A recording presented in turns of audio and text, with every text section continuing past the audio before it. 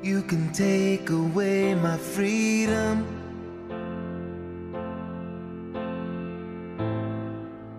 but my spirit will run free. Ya llevo 24 años trabajando con pacientes con daño cerebral adquirido, pero básicamente a mí lo que me llevó a estudiar el daño cerebral es mi interés en estudiar primero el cerebro.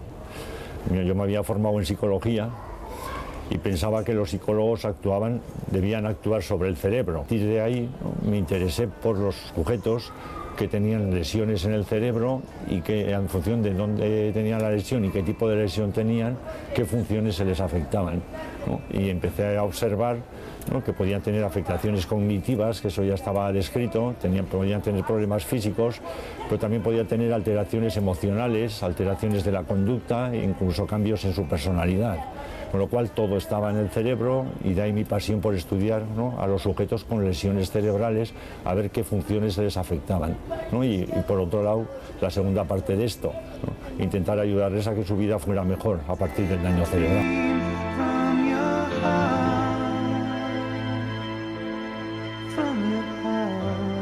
No he podido ver niños porque yo he trabajado los 24 años en la clínica O'Barmin y vamos, hemos visto niños que en los 24 años te diría que no hemos visto más de 5 o 6 niños, ¿no?, porque uno de los criterios para admitir a pacientes en rehabilitación, ¿no?, en Navarra es que sean mayores de 16 años, con lo cual, ¿no?, los niños entre 4 y 16 años, si tienen daño cerebral adquirido, no son tratados en ningún centro especializado, por lo tanto no hemos visto niños. Me parece absolutamente injusto y poco equitativo, ¿no?, que los niños de 4 a 16 años con daño cerebral adquirido no tengan derecho, ¿no?, a un servicio de atención integral para la rehabilitación del daño cerebral. Y por otro lado me interesaban mucho porque creo, además, que tienen una gran ventaja, que los niños, desde que nacen hasta los 23 años que termina de madurar el cerebro, la última región del cerebro, que es la parte de la frente, termina su maduración a los 23 años. O sea, tenemos un periodo de maduración del cerebro de 0 a 23 años. Me interesaban porque pensaba además que se podía intervenir mucho mejor con ellos, porque al ser tan pequeños lo que tienen es mucha plasticidad cerebral, es decir, mucha capacidad para, si el cerebro tiene una lesión, reorganizarse para compensar bien la lesión, cosa que cuanto más mayor eres, menos capacidad tiene el cerebro. Y me interesaba eso, ¿no?, los niños, ¿no?, desde la perspectiva básicamente de estudiar su capacidad para reorganizar el cerebro después de una lesión, ¿no?, y poder ayudarles.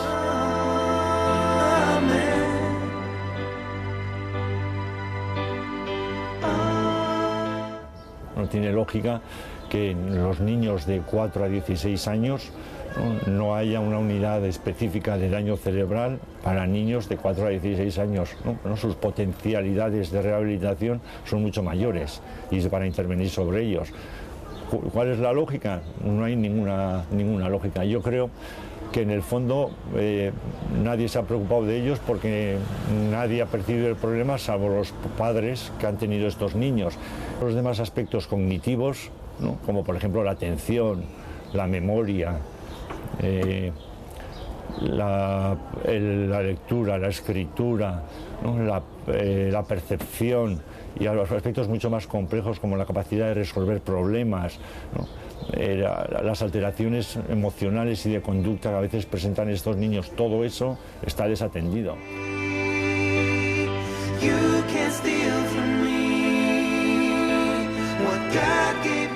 Falta de sensibilización por parte de la población en general que no padece el problema y por supuesto, ¿no?, por parte de los políticos, ¿no?, que creo que desconocen a veces la realidad de su sociedad. De hecho, nosotros fuimos al Parlamento, yo fui con los representantes de los padres de niños con daño cerebral y todos los portavoces de todos los partidos, ninguno de ellos sabía, ¿no?, que del 4 a 16 años un niño tiene un daño cerebral y no era atendido en una unidad especializada.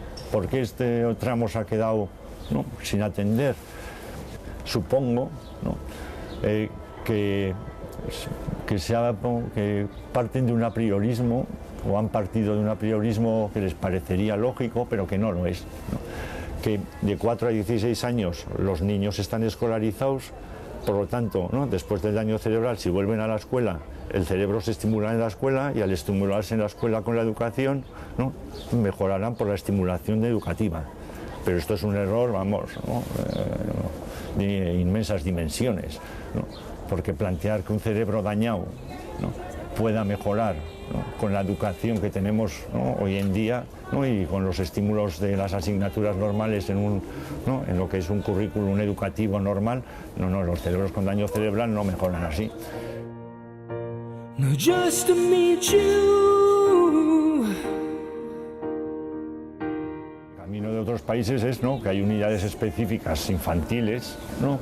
para niños con daño cerebral, donde equipos multidisciplinares trabajan con los niños, ¿no? abordando todos los aspectos, ¿no?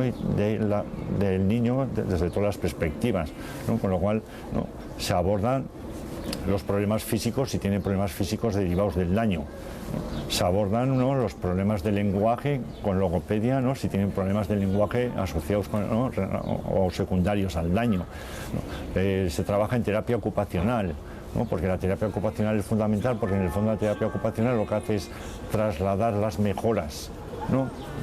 al funcionamiento en la vida cotidiana.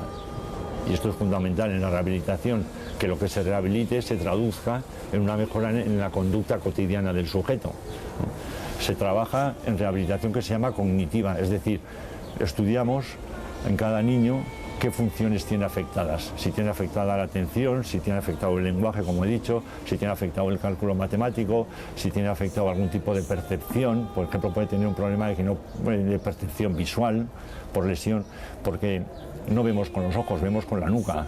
Si te lesionas en la nuca, ¿no? el ojo ve, pero el cerebro no sabe que el ojo ve. Por ejemplo, ¿no? Esto es otro proceso. Las capacidades, ¿no? de visoespaciales, ¿no? de imaginarte objetos moviéndose en el espacio, la música, es que todo está en el cerebro. Con lo cual, lo que solemos hacer primero, antes de hacer una buena rehabilitación, evidentemente hay que hacer una buena evaluación, ¿no? Entonces, ¿no? el neuropsicólogo también es parte fundamental del equipo, porque él evaluará todos los procesos cognitivos que están afectados en el niño y lo que hará es un programa de rehabilitación para intentar mejorar las funciones que detecta que están afectadas en cada niño, ¿no? Por supuesto, también habrá una trabajadora social, ¿no? para el apoyo de los padres, ¿no? y para todo lo que tenga que ver con intentar, ¿no? establecer una unión, ¿no? entre lo que es la unidad y la sociedad. Habrá un médico rehabilitador, habrá un fisioterapeuta, ¿no? Todo esto, ¿no? y alguno que pues, seguramente en este momento se me pase, pero realmente en todos los países hay unidades específicas multidisciplinares para la rehabilitación del daño cerebral, como hay aquí en adultos. I want you here with me. Don't leave those memories. Pensamos, por ejemplo, en un chaval de 16 años, o de 14, o de 12, el coste que tiene rehabilitarlo, ¿no? Y lo que nos estamos jugando es su vida, ¿no? a partir de los 14 años, que puede morir a los 80, ¿no? Estamos hablando de poderse quedar en casa, ¿no? con unas limitaciones importantísimas a todos los niveles, o mejorarle, incluso poder, ¿no? formarse y luego trabajar toda la vida. ¿Cuánto dinero nos hemos ahorrado a largo plazo con invertir 2 años en rehabilitación o 3 en este niño? I keep on waiting for you. Todos los estudios, tanto en niños, ¿no? como en adultos, ¿no? han demostrado que produce mucha más afectación tanto al paciente como a los familiares del paciente a largo plazo los déficits, las alteraciones cognitivas, emocionales y de conducta que las motoras. Don't need your memories in my head, no. Durante 24 años llevo estudiando solo una parte del cerebro, los 2 lóbulos, el derecho y el izquierdo, que están detrás de la frente, ¿no? Porque siempre he intentado buscar qué nos hace humanos. Y entonces, ¿no? Básicamente lo que yo he estudiado es que, por ejemplo, están unos procesos que se llaman funciones ejecutivas. ¿Qué quiere decir esto con este nombre tan pedante? Básicamente, ¿no? la capacidad que tiene el ser humano para solucionar situaciones nuevas que se le presentan en la vida. Creo que el cerebro, básicamente, ¿no?, es un órgano, ¿no?, flexible para actuar en entornos cambiantes. ¿Para qué? Para buscar nuestra adaptación. ¿Y cómo lo hace? Haciendo predicciones de cómo funcionan las cosas. El ser humano es un gran predictor, ¿no? El ser humano tiene un cerebro que se proyecta al futuro. ¿Qué especie puede imaginarse el futuro y lo que quiere para su vida como el ser humano? Ninguna. Eso tenía que estar en algún sitio del cerebro y el cerebro tenía que trabajar, ¿no? Y en eso hemos invertido muchos años de nuestro trabajo.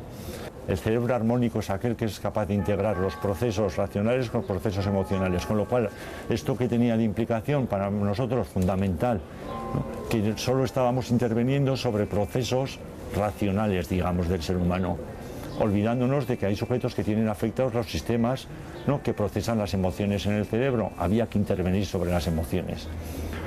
Y al final, dentro del camino, que es lo que estamos ahora, ¿no?, apasionados con ello, que nos dimos cuenta que el cerebro humano no solo era capaz de resolver problemas nuevos, ¿no?, y de alguna manera hacer predicciones sobre las cosas, sobre lo que va a pasar en el mundo que le rodea, también hace predicciones sobre otra cosa que no habíamos caído, ¿no? Nuestra mente predice el funcionamiento de otras mentes. Es decir, ¿no?, nosotros somos capaces de pensar lo que otro pensará, o las intenciones que tiene otro, ¿no?, y lo que está para mí arriba de esta pirámide. Somos capaces de empatizar, de sentir lo que otros sienten. Y eso también tenía que estar en algún sitio en el cerebro, y evidentemente está, ¿no? Y todo eso se ha encontrado, y todo esto, las implicaciones que tiene para la intervención son fundamentales, porque realmente todo esto es lo que nos hace humanos. You can fill me full of bullets. Consejo, ¿no?, a los padres, ¿no?, con los niños con daño cerebral y a todas las personas que nos escuchan, ¿no? Y además creo que les ahorraría leer todos los cientos de libros de autoayuda que hay. Básicamente una frase que creo que debe ser una guía en la vida de todos nosotros, una frase de Thomas Hart que yo digo que resume todos los libros de autoayuda y así se ahorran comprarlos. La frase de Thomas Hart dice: en la vida hemos de tener la capacidad para cambiar aquello que podemos cambiar, la serenidad para aceptar aquello que no podemos cambiar y la inteligencia para distinguir lo uno del otro. So hold on to